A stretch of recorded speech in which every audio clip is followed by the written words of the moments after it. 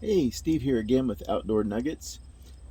I'm not too good at setting up the camera angle with this camera. I've got it on a tripod, at least it's stable. But I wanted to show you how to thread the 4452 from Singer, the heavy duty 4452. I was a little bit challenged to do this. When I first got my machine, I watched technical, like animated little videos that came with the Singer app. And that wasn't really that, they don't talk to you, so it wasn't very clear as to what they wanted you to do. Then I watched a lady on YouTube. I think her channel was like Mom Does Stuff, and she did a pretty good job of introducing this machine and showing how to thread it. She actually gave some good tips, but I thought I would give you my version. Maybe it'll help you. Yeah, I encourage you to watch other people's videos because you might pick up a little detail that another person forgot to mention. So, got some blue thread, and I have um, blue thread in the bobbin. If you don't know how to wind a bobbin, that's pretty easy. Um, the one thing that I didn't understand was like where to put the thread on the machine. There's a post. There's an accessory. This little post is for using stack wound thread, which is what your little cheap rolls of thread are that come from like the local hardware store, that kind of thread. And then there's a cross wound uh, roll of thread. The cross wound goes on this slanted uh, spool post, and that's what you use. You can either use the little tiny like little holder. It's a little white accessory that came with your machine, or you can use this bigger one. Um, that smaller one fits in the end of some of the longer spools that are cross wound that would go on the slanted uh, post. And then you don't really need a cap on this one. I guess you could use a cap. I don't know if it'll fit, but uh, you bring the I bring it. I don't think it matters which way the thread comes off the spool. I bring it off on the left side of the spool, and I guess you could use a maybe this cap as a keeper. I don't think you need to. No, that doesn't really fit. Maybe turn it upside down. No, that doesn't work either. So that probably doesn't work there. So you probably don't need it. But to wind a bobbin, uh, you would simply this is one thing that I I didn't really. I'll try to raise up the leg a little bit here. I didn't really understand this. It's relatively simple. You run the thread through this little keeper. It's labeled step one. You just snap that in, and then you come along on the right side of this right here, and you go above that, below the upper part, but above that bigger disc. There's a chrome disc. You don't go below the chrome disc, and then you wrap it around clockwise over the top of the thread that's in the back, and under it's everything is under the tensioner, and then you take the thread and you push it up from the inside of the bobbin spool, and you want to have like maybe 4 or 5 inches of thread to hold on to, and then you put it on the bobbin post, and then you shove the bobbin post toward that white thing, and it'll snap. So now to you hold on to the thread that's coming through until you get enough thread on the spool to where it's not going to be loose. But now it disengages the needle, and it'll just wind the bobbin. It won't run the needle.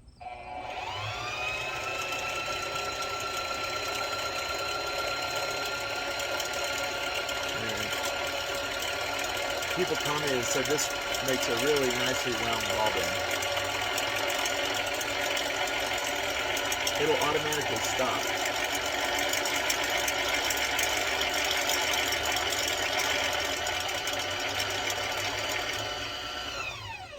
So I'm almost out of thread. I have to go get more thread.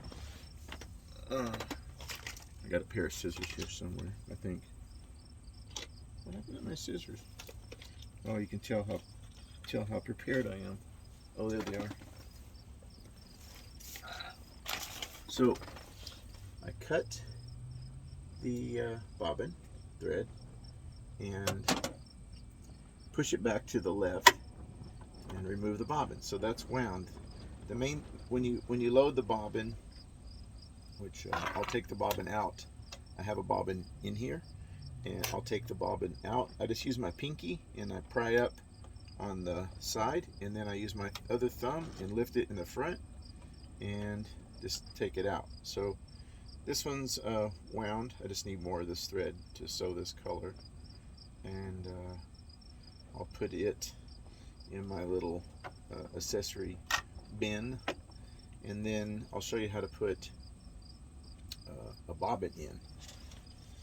So you want the thread coming off the left side of the bobbin, and this excess thread here from where it's hanging out, the part that I was holding on to, you'll want to cut that. So cut that very close. If you have nippers, use the nippers, but I was just using my Fiskars fabric scissors, and they cut it close enough.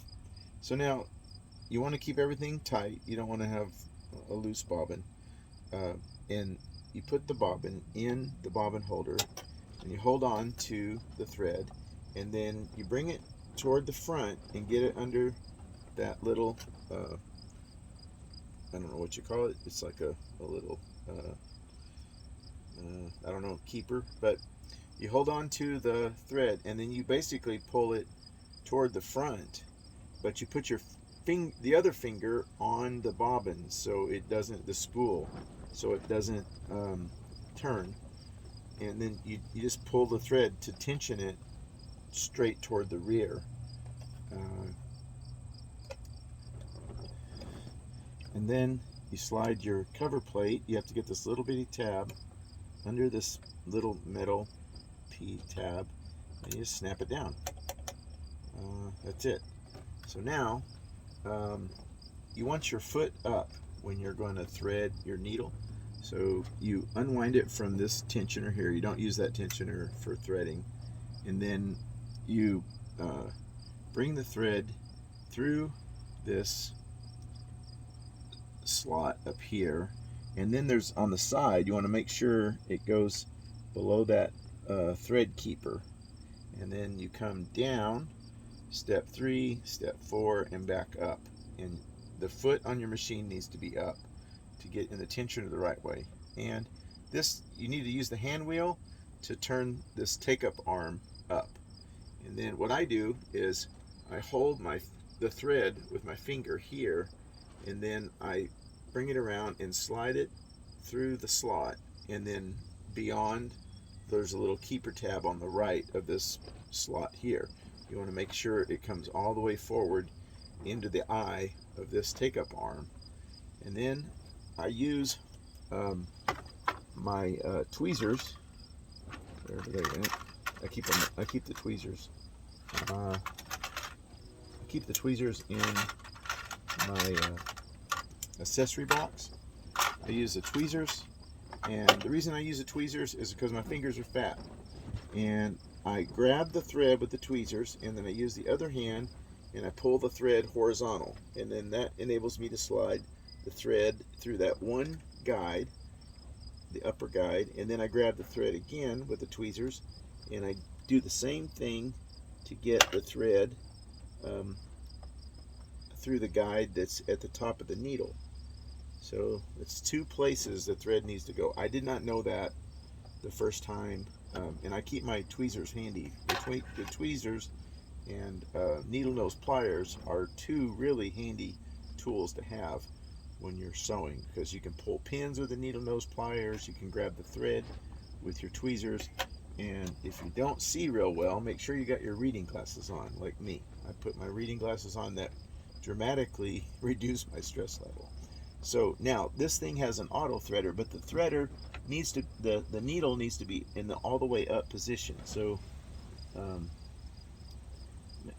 keep your thread taut in the routing of the thread, but position your needle in the all the way up position. Then bring down your auto threader and rotate it. You push toward the rear with the white tab, and it brings the little catch wire through the eye of the needle. And then you push the thread around this little arm on the left, and then you bring the thread to the right, and just on the front side of the needle you go up into that little wire that's through the eye of the needle, and then you rotate this arm like that by pushing this white tab toward you, and it pulls this arm to the rear. And then you use your tweezers to get through the little loop that's created by the auto threader, and you want to bring up the excess. And you let once you know it's not going to back through the needle, you let the auto threader go, and it goes back up, and then continue dragging the loop through the eye of the needle. Now you have a threaded needle. So the next step I do is I keep my my bobbin thread pulled taut to the rear, and then I hold the needle thread out to the left, and I put the foot down like that, and then I use the hand wheel to turn the hand wheel toward me, and it brings the bobbin around, and the take-up arm brings the, if this thread ever comes out of the take-up arm, you will have trouble getting a hold of your bobbin thread here. So the take-up arm brings the bobbin thread up through the plate, okay? And this is another thing that people didn't really make clear. Once you've got the bobbin thread up through the plate, then you raise the foot and you route the bobbin thread through, back through, you route it back through the split here in the foot. I don't know what you call that, but you don't want it going through the foot. You want it pulled back to the rear. And then you want the needle thread through the foot and then to the rear. So now you're ready to sew. So I've got a little sample material here. This is like some vinyl, and I just serviced the machine. I got it all lubricated really well, and I put the material right up to the needle, and then I drop the foot, and it should give me. I'm just doing straight stitches on a stitch length of 4. I think that's supposed to be 4 millimeters, and I got a little bit of thread here. I'm just going to see how I did.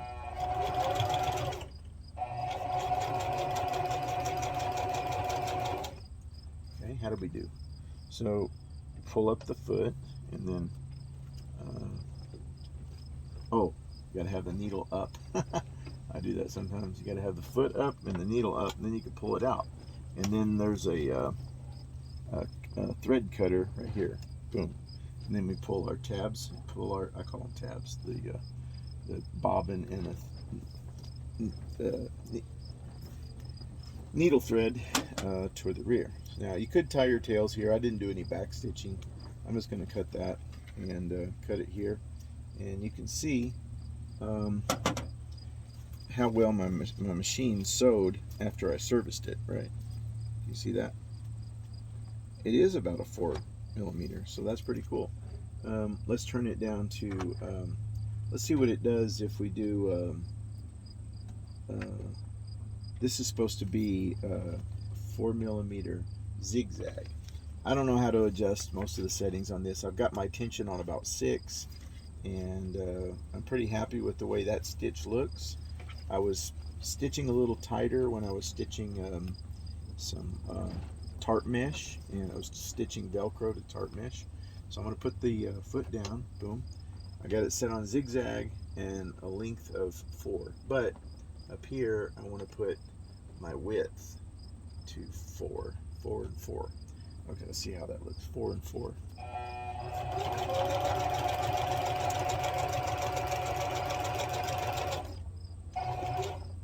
And we'll do a reverse. Okay, and a forward. Okay, and then our needle's up and foot up. Let's see, pull that out and cut it. Boom, that's pretty cool. Don't need the scissors. Saves a little time. Let's just cut our tails. Cut the tails. Boom. And let's cut the excess here. I could have done some back stitching at the beginning, but it's kind of hard to video and think everything. So there's the results of that's set on zigzag 4 and 4.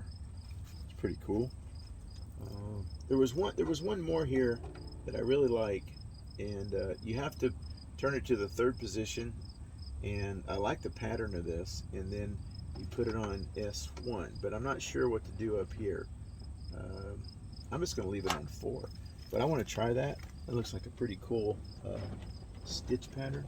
Still got some thread on the spool, so I'm going to drop the foot there and see what happens when we do this selection. It's the blue one, number 3 here, 4. Yeah, I wish somebody could really show me how to use this machine, but here we go.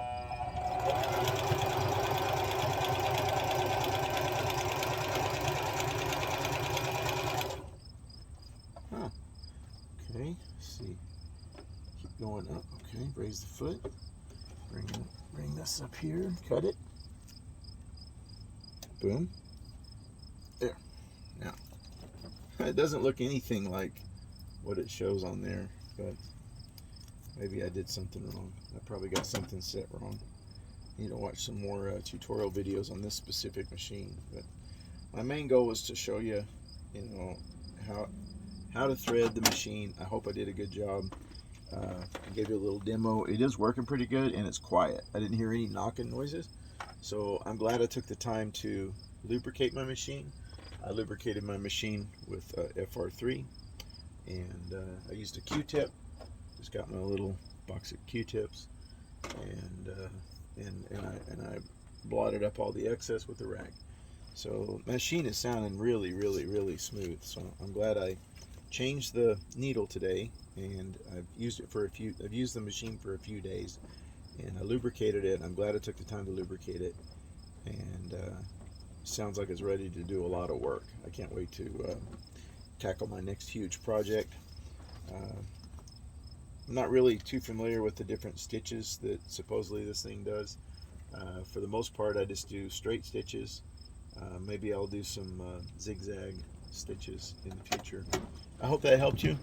We'll talk to you next time. Thanks for watching. If you like my channel, please subscribe, and if you like the videos, please hit the thumbs up and hit that notification bell.